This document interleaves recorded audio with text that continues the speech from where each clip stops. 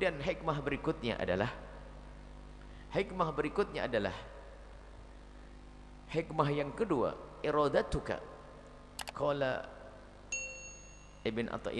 Imam Ibn Athaillah As-Sakandari rahimahullah ta'ala, nafa'anahu Allahu bihi wa bi ulumihi wa bi ulumi masyaihihi fid daraini amin, ila anqal iradatuka tajrida ma'a iqamatillahi iyyaka fil asbabi minasyahwatil khafiyyati. At-tajrid wa iradatukal asbaba ma'a iqamatillahi iyyaka fit tajridi inhitatun minal himmatil aliyyati. Di sini ada dua makom. Yang pertama adalah makom tajrid, yang kedua adalah makom sabab. Makom tajrid adalah makom yang diberikan oleh Allah kepada seorang hamba, dia dibebaskan dari sebab-sebab urusan duniawi.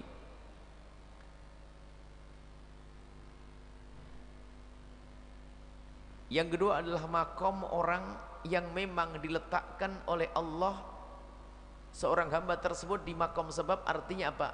Dia oleh Allah diberi beban kewajiban untuk ngurusi orang lain, maka dia harus mengambil urusan dunia karena dia punya urusan dengan orang lain. Dan dua-duanya adalah makom istimewa kalau orang benar. Kalau orang makomnya di makom sebab, maka dia di tempat itu maka dia mulia karena dia telah memasuki makomnya sendiri. Yang berada di makom tajrid dia pun akan mulia karena dia telah memasuki makom yang telah Allah tempatkan untuk dia, Allah berikan untuk dia.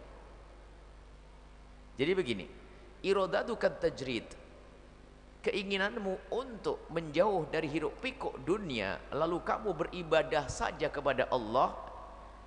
Jadi nggak ngurusi dunia, saya ingin dengan Allah saja, nggak ngurusi ini, nggak mau kerja, nggak mau cari duit, saya ingin dengan Allah. Ini adalah tajrid. Kalau kamu menghendaki ibadah saja, berurusan dengan Allah saja, ma'a iqamatillahi iyyaka fil asbab, sementara Allah telah menempatkan dirimu dalam dunia sebab, dalam makom sebab. Artinya apa? Allah telah memberikan tanggung jawab kepadamu, yaitu memudahkan dirimu untuk menikah, kemudian punya anak dan seterusnya. Lah kalau sudah dimudahkan oleh Allah untuk menikah kemudian punya anak, artinya dirimu telah ditempatkan oleh Allah di makom sebab. Lah orang berada di makom sebab kok pengen masuk makom tajrid?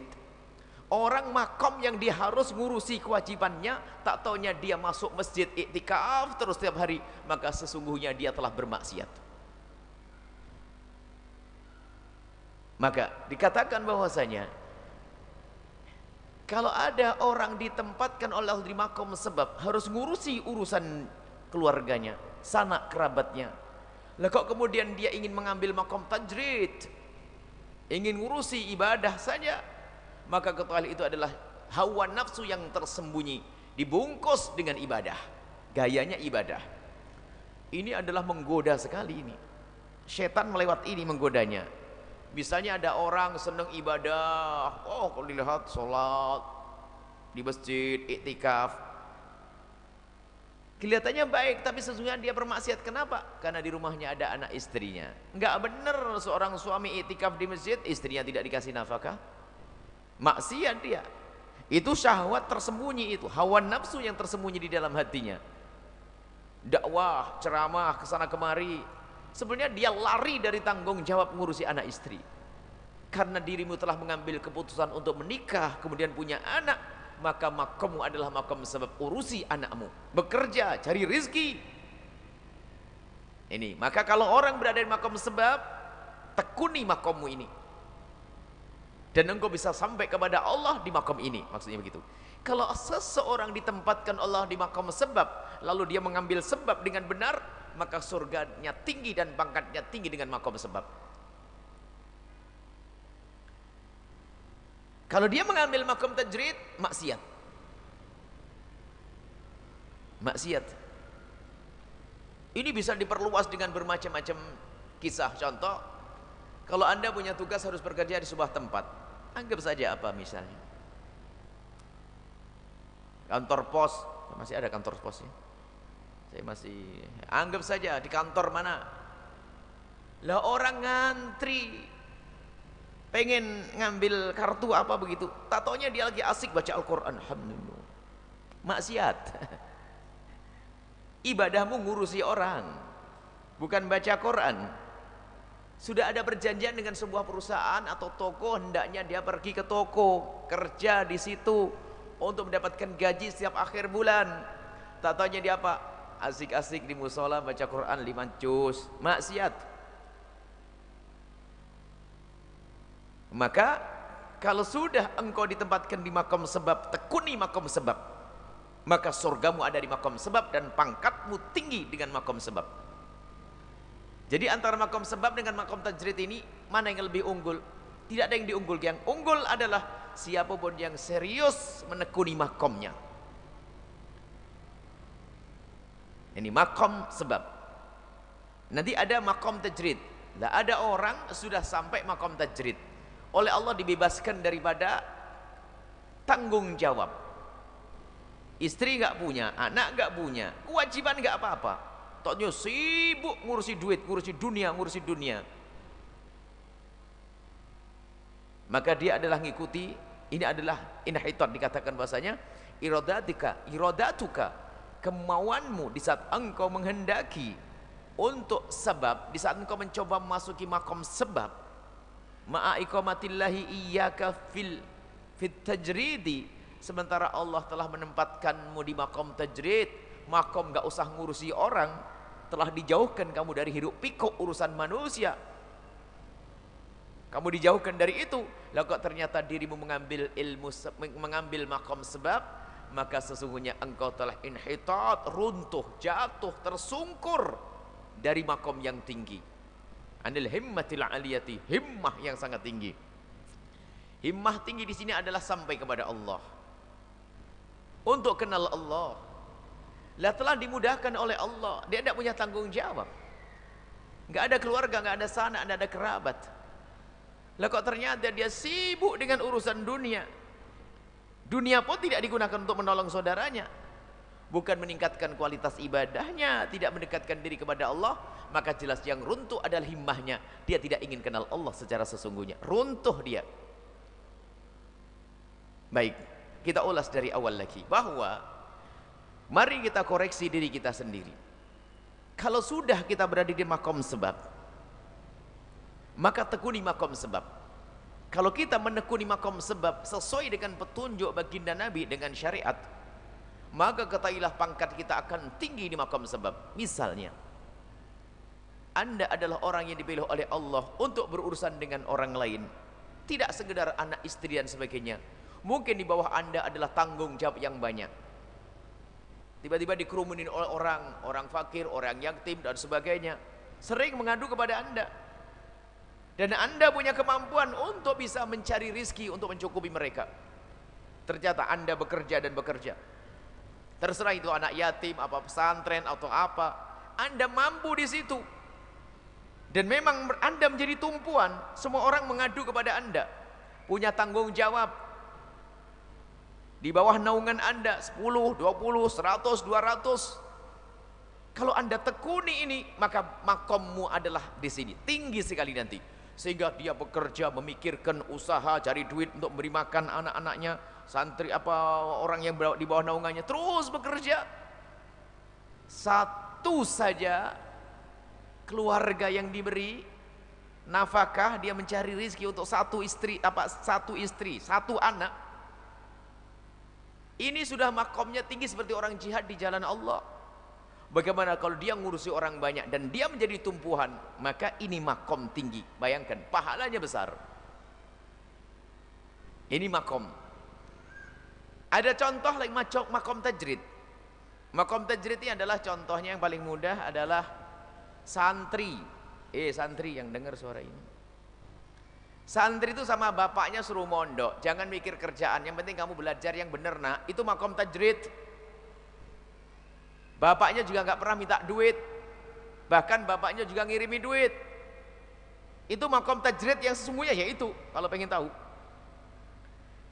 Ayah ibunya sudah mengizinkan, bahkan membiayai anak tersebut untuk mendekat kepada Allah dengan ilmunya terlebih dahulu, kemudian diamalkan.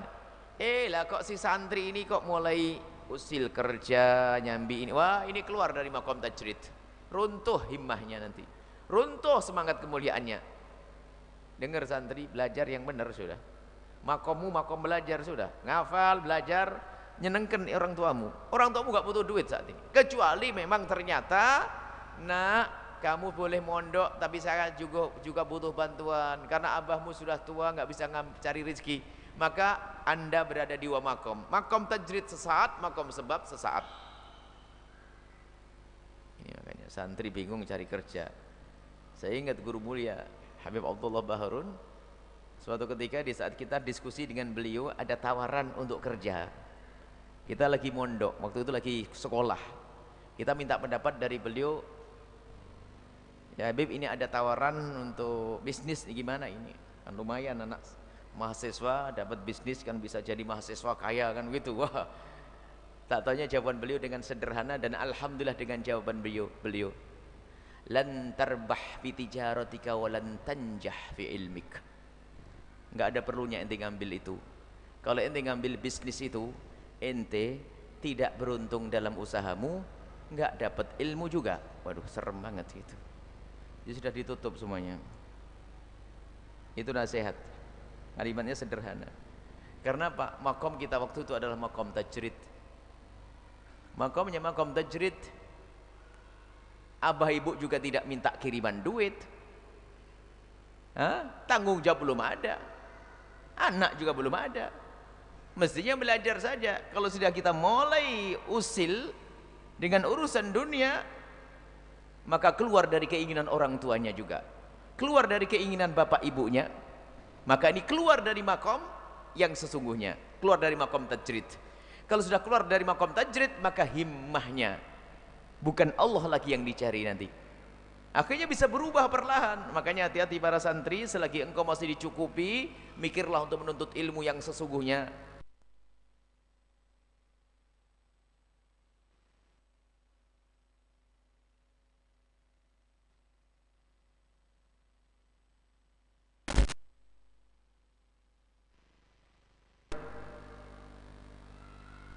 Dan semuanya sudah ditulis oleh Allah.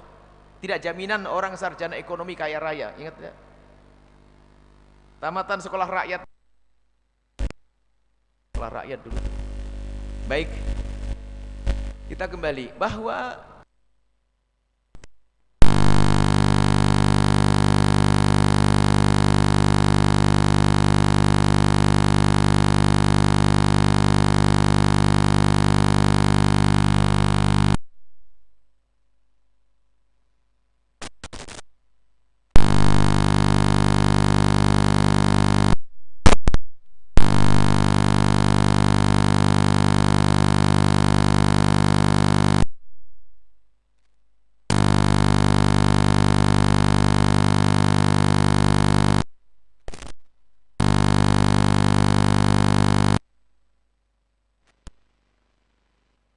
empat, lima, anaknya banyak, bekerja, dan Allah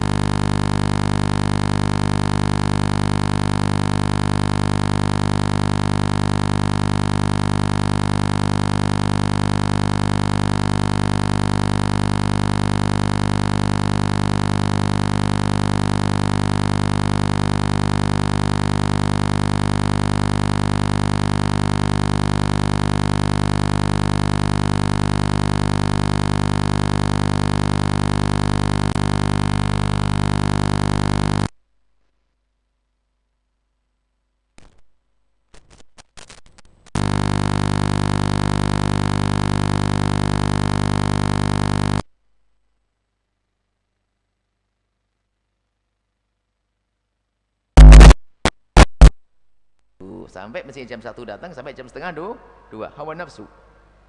Baca Qur'annya hawa nafsu. Yang dikhawatirkan Ibn Athaillah adalah kita itu mengikuti hawa nafsu. Jadi mengikuti hawa nafsu itu ada di makom sebab, ada di makom tajrid, ada. Orang ibadah nuruti hawa nafsu. Wong dia punya tanggung jawab di rumahnya, kok ada anak istri. Termasuk diantaranya pulang ke rumah, lihat seseorang keluar, kalau sudah ambil keputusan menikah, punya istri lalu punya anak, berarti dia punya tanggung jawab memberi nafkah. Tidak sampai di situ saja. Istrimu itu manusia, bukan patung. Pulang dari kerja atau pulang dari dakwah, ini sama-samanya bisa, dua-duanya bisa masuk hawa nafsu. Pulang dari kerja, mendengar ceramah salah paham. Kalau pulang dari kerja, saya harus dengan Allah. Waduh. Pulang ke rumah hanya salam basa-basi kepada keluarga, assalamualaikum, waalaikumsalam, langsung masuk musola, langsung baca Quran. Istrinya nunggu mulai tadi tidak pernah disapa, nggak ada senyum untuknya. Anak yang nunggu ngajak main pun sudah nggak berani sama abahnya. Karena apa? Abah kalau di rumah sudah ibadah, kalau kerja. Nggak begitu. Urusanmu dengan manusia. Senangkan istrimu, senangkan anakmu, itu makommu. Karena kita sudah punya anak istri, dia manusia. Nah ini, yang dakwah pun juga demikian. Dakwah, ibadah, puasa dengan hawa nafsu, sehingga sampai begitu indahnya yang diajarkan oleh baginda Nabi SAW. Misalnya kalau kita puasa sunnah hanya untuk menyenangkan orang, di saat kita ingin makan bareng dengan mereka, batalin puasa sunnahmu. Apalagi jika itu ibundamu puasa sunnah, ibundanya datang jauh-jauh pengen makan bareng, tak taunya bilang, mohon maaf Umi, saya puasa. Hah? Batalin. Salat sunnah dengan Allah, kalau dipanggil ibundanya boleh dibatalkan. Padahal kita menghadap kepada Allah urusan manusia. Karena apa? Dirimu saat ini urusan dengan manusia. Berbeda jika dirimu hidup di tengah hutan belantara, nggak ada anak, nggak ada istri, mau bebas-bebas suka hati, nggak senyum kok nggak apa-apa, sama monyet, sama kucing, sama harimau nggak usah senyum nggak apa-apa. Tapi dirimu hidup dengan orang, dengan manusia. Jadi rata-rata kita saat ini adalah di makom sebab. Saat ini yang menikah makom sebab. Cuman kadang kita diberi kesempatan untuk sesaat merasakan makom tajrid, yaitu di saat longgar. Maka pandai-pandailah kita memahami makom kita. Kalau makom sebab sudah kita penuhi, kemudian setelah itu kok kosong, berarti Anda sudah dikiring oleh Allah untuk masuk ke makom tajrid. Hari ini kita masuk makom tajrid sesaat. Yang kerja keras mulai pagi sampai sore, sehari bisa ngaji, bersyukur Anda benar makom tajrid. Tapi hati-hati yang ikuti hawa nafsu, tobat. Kalau saat ini Anda punya tanggung jawab, ibunya sakit minta ditemani kok masih ngaji di sini, Anda maksiat, cepat pulang sekarang. Istrinya ketakutan di rumah malah ngaji di sini, jangan, temani istrimu. Kalau memang bebas, istrinya tidak perlu ditemani, atau istrinya ikut ngaji, ibunya sehat, bapaknya sehat, anaknya aman, Anda masuk makom tajrid saat ini. Sama yang solehah ini, kalau Anda datang ke sini sambil melanggar suami, itu makom dosa. Biarpun ngaji, itu hawa nafsu. Makom itu makom sebab. Mestinya menghibur suami yang lagi pulang kerja jauh-jauh. Tak taunya Pak, mohon maaf Bang, mau ngaji dulu, ntar dulu ngajinya. Diajak suaminya datang ke sini. Jadi makommu makom sebab. Ini hati-hati. Kita harus betul-betul koreksi. Tidak usah melihat makomnya orang lain. Semua tahu makomnya sendiri-sendiri. Jadi bagaimana kita bisa memasuki makom itu harus paham betul. Jika dirimu masih urusan dengan manusia, sempurnakan urusanmu dengan manusia, karena ibadahmu adalah dengan itu. Terlebih ini adalah tentunya hal-hal yang wajib harus dahulukan. Sholat 5 waktu, ya jangan gara-gara ngurusi orang lalu tidak sholat. Jadi begitu pentingnya keseimbangan ini. Bahkan mungkin sholat perlu ditunda sedikit karena ngurusi orang. Bayangkan, Orang mau sholat Jumat, wajib bagi saya. Wajib bagi saya sholat Jumat. Tak taunya tetangganya kebakaran rumah. Oh mohon maaf saya sholat Jumat dulu. Nggak bener ini. Karena kamu hidup bertetangga dengan manusia. Di saat dia butuh bantuan, bantu dulu. Mau sholat Jumat. Nggak bener. Ini sadari makommu. Makom kita rata-rata ini adalah makom sebab. Ayo tekuni makom sebab yang serius. Maka di situ adalah bab urusan baik, urusan dengan manusia yang baik, hablum minan nas. Yang baik dengan manusia, dengan anak, istri dan sebagainya. Maka mencari nafkah yang halal, yang benar. Nah, bagaimana kita tahu bahwasanya kita sudah berada di makom kita yang sesungguhnya? Bagaimana kita tahu kalau kita sudah benar-benar di makom kita yang sesungguhnya? Maka ini, kalau pengen tahu bahwasanya diri kita sudah berada di makom yang sesungguhnya adalah, lihat, di dalam kita masuki makom tersebut tidak ada pelanggaran syariat. Tidak ada dosa yang kita lakukan di saat masuki makom tersebut. Kalau kita masuki makom tersebut melanggar syariat, maksiat, pasti itu bohong, bukan makommu. Salah kita masuki makom tersebut. Itu tadi contoh. Orang mau melakukan ibadah, ingin jadi ahli ibadah, mau sholat ke masjid dan seterusnya, tapi di situ nyakiti orang. Dia itikaf di masjid, ternyata istrinya ketakutan di rumah, bermaksiat dia. Atau yang dia mengambil makom sebab ingin memberi nafkah anak istrinya, tapi caranya haram, salah mengambil makomnya dia. Jadi agar kita benar, maka yang menentukan, sadari kamu di mana makommu. Setelah itu kalau benar-benar kita sudah tahu makom kita seharusnya di makom sebab, maka tekuni makommu, maka engkau akan sampai kepada Allah. Nah ini, menekuni makom ini adalah kita menjalankan sesuai dengan makom kita, dengan tidak melanggar syariat Nabi Muhammad SAW. Jadi ukuran adalah syariat. Sehingga inilah kita menjadi budak Allah, bukan budaknya manusia. Kita bukan budaknya manusia, tapi budaknya Allah. Mengabdi kepada manusia karena Allah, karena kita budaknya Allah. Nah ini, kalau sudah pengabdian kita kepada manusia dengan cara yang salah, sampai kita misalnya lihat alasannya mencari nafkah, oh luar biasa. Tak taunya apa? Dengan cara yang haram, sampai tidak sholat duhur, sampai melepas membuka auratnya. Ini adalah makom sebab yang salah.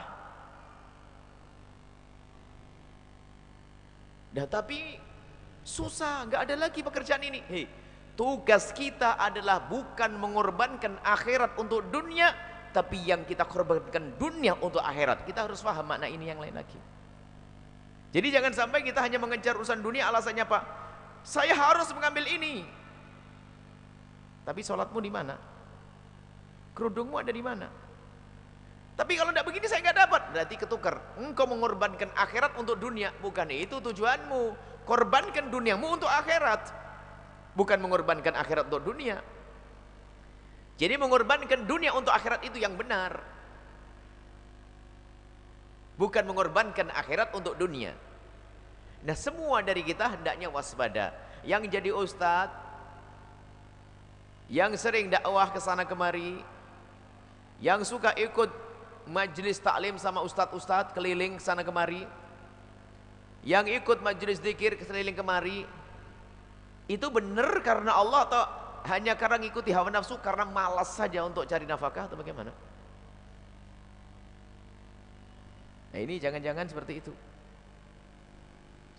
Jangan-jangan hawa nafsu dia dalam beribadah, tersembunyi hawa nafsu. Mestinya urusan dengan manusia, dia punya anak istri, tidak pernah sibuk, tidak pernah memikirkan urusan nafkahnya. Mungkin seseorang berkata begini, aku bisa bertahan, aku bisa makan ala kadarnya, aku bisa makan sederhana, aku bisa pakai baju ala kadarnya sederhana. Dia punya anak istri, dipaksa dengan cara hidup semacam itu, haram, zalim Anda. Anda bisa seperti itu, Anda bisa makan ala kadarnya, tapi jangan paksa orang lain seperti Anda. Mungkin kita bisa makan ala kadarnya, pakai baju apa adanya, tidur di mana saja kita bisa. Tapi setelah dirimu mengambil keputusan untuk menikah dengan seseorang, nggak bisa. Kamu harus menjadi seperti saya, nggak bisa. Maka kita beri nafkah yang layak untuk dia. Kita beri baju yang layak untuk dia. Mungkin Anda bisa cukup dengan satu baju dan makan sehari sekali, pakai kerupuk sekalipun. Tapi jangan dipaksa anakmu seperti itu. Zalim ini. Nabi tidak senang orang jangan disamakan. Kalau kita masih mencoba untuk memaksa mereka untuk menyamakan, sudah hawa nafsu di sini. Nabi tidak pernah menjadikan istri beliau harus seperti Rasulullah. Sehingga dalam cara ibadahnya Nabi itu, Nabi kalau sudah sholat lama baru terakhir istri beliau dibangunkan. Ya, beliau memperhatikan, tidak seperti Nabi. Beliau ngerti nggak ada yang bisa seperti Nabi. Anda mungkin benar orang ahli ibadah, kuat ibadah, soleh, masya Allah, tapi jangan dipaksa istrimu seperti Anda. Sini, kadang kita sering hawa nafsu. Di dalam mengajak kepada kebaikan, hawa nafsu. Kalau sudah kita mengajak kepada kebaikan hawa nafsu, maka ini kita sudah salah makom. Mengajak orang dengan benar. Kita seolah-olah menuju kepada Allah dengan ibadah, tapi ibadahnya kita ditumpangi oleh hawa nafsu. Ini berbahaya sekali. Baik, kembalilah kepada rumah Anda. Jika Anda harus bekerja karena Anda punya anak istri, jadikan pekerjaan Anda penghantar Anda menuju surga Allah. Pastikan kerjaan Anda adalah halal. Dan di saat Anda mencari rizki, pastikan Anda tidak melanggar Allah. Sholat 5 waktu terpenuhi, rizkinya halal.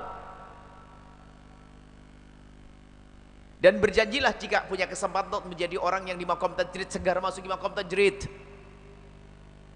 Artinya di saat ada kelonggaran untuk mendekatkan diri kepada Allah, langsung masuki. Karena aslinya kita itu ya untuk dengan Allah. Maka pandai-pandailah kita mencuri waktu untuk dengan Allah Subhanahu wa taala. Dan banyak orang diberi oleh Allah kemudahan, akan tapi lihat hawa nafsu. Dulu lihat ada orang macam-macam. Punya istri, punya anak, di saat dia masih tidak mampu, oh bisa hadir pengajian. Ini bukan di sini, itu hanya sekedar contoh saja.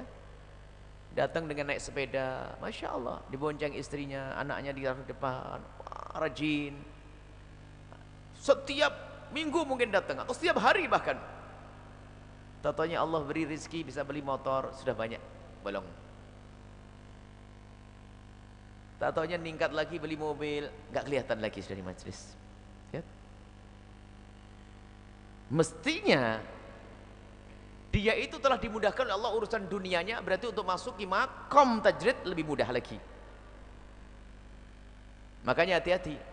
Apa yang Allah berikan kepada Anda dari dunia ini, jika ternyata tidak menjadikan Anda semakin dekat kepada Allah, itu fitnah.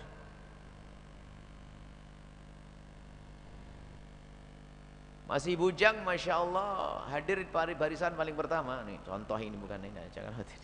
Contoh ini, wah masya Allah rajin. Giliran menikah sudah hilang, nggak kelihatan lagi. Ini berarti pernikahan bisa jadi fitnah itu. Kecuali memang di hari itu saya tidak bisa karena saya harus ngurusi orang, berarti makomnya makom sebab tadi. Ada kesempatan.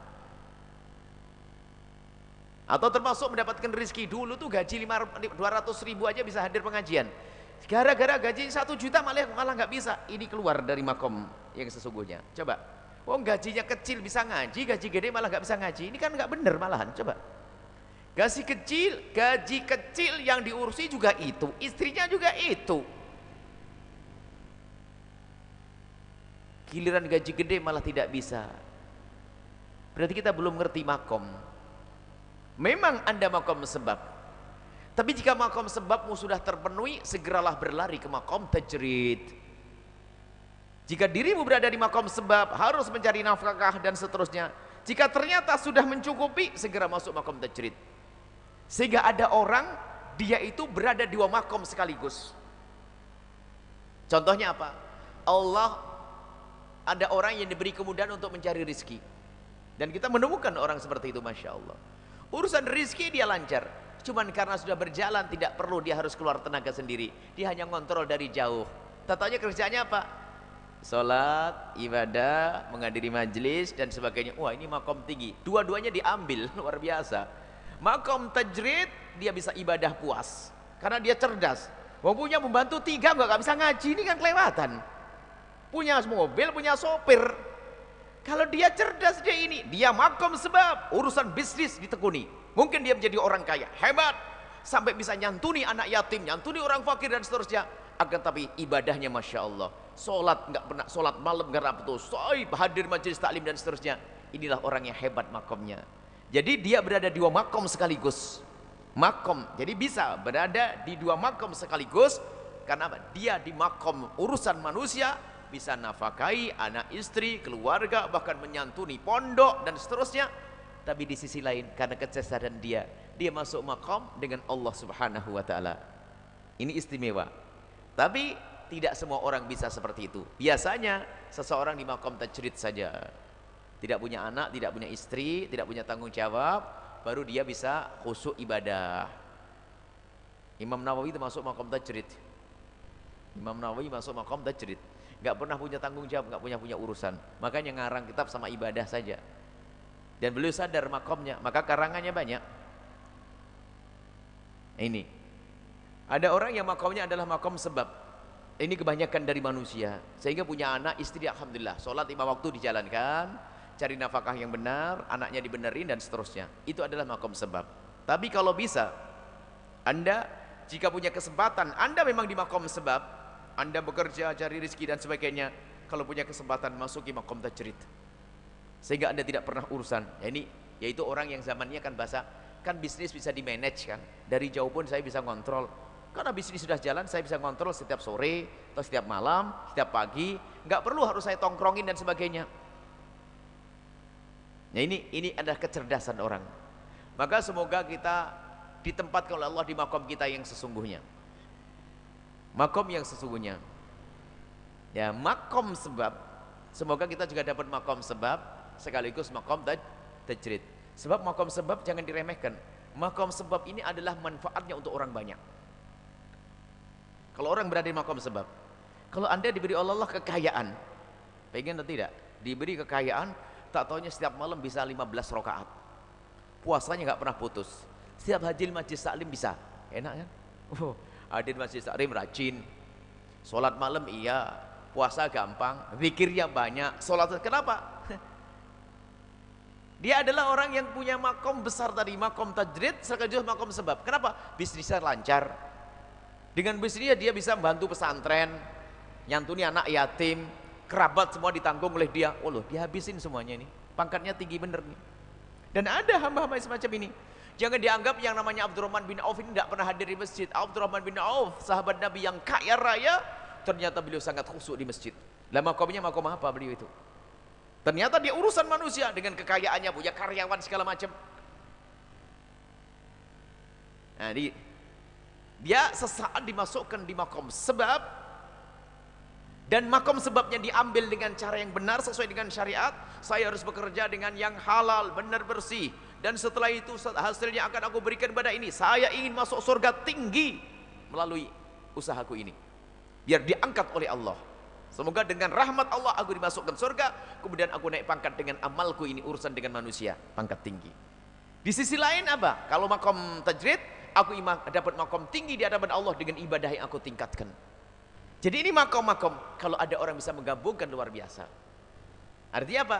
Dia bekerja adalah tidak sampai dia meninggalkan. Ada orang bekerja itu bisa, kita menemukan orang kerja tenang sampai seolah-olah dia itu pengangguran terus, tapi bisnisnya lancar. Ada, kalau usaha zaman dulu itu aman, kayak bertani dan sebagainya itu kan, setelah ditanam capeknya waktu nanam saja. Setelah itu bisa duduk, bisa digubuk sambil nunggu burung, bisa sholat banyak. Itu orang cerdas. Yang nggak cerdas hanya dilihat.